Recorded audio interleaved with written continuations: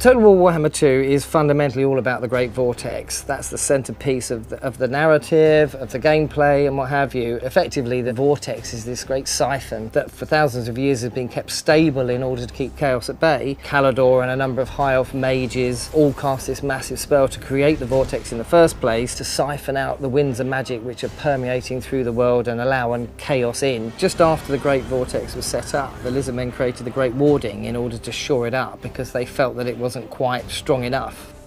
In the trailer you'll see that all the races fighting basically for information about the Vortex because they all want to influence it to their own ends so that they can use it to gain ultimate power and domination in the world.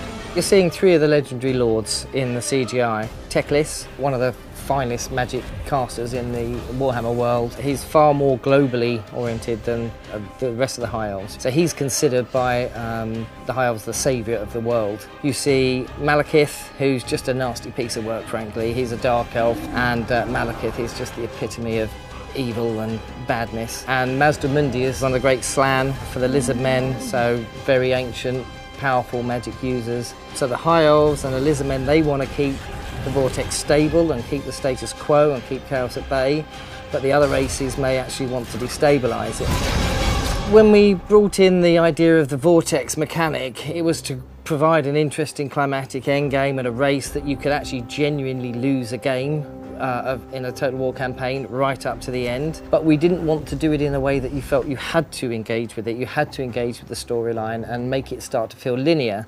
So you don't have to fight for the Vortex if you don't want. You can win in a more traditional world domination way. But for those that want to gain the benefits of casting rituals and affecting the Vortex and follow the narrative, then that's there to enrich their experience and provide a more narrative-driven background within the sandbox campaign.